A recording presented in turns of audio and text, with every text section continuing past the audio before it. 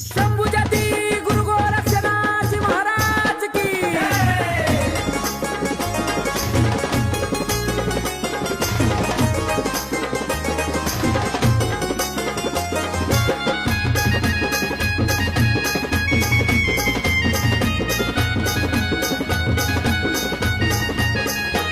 बारा वर्ष एकाच जागी असे झाले महान योगी 12 वर्ष एकाच जागी असे झाले महान योगी गुरुची बाट होते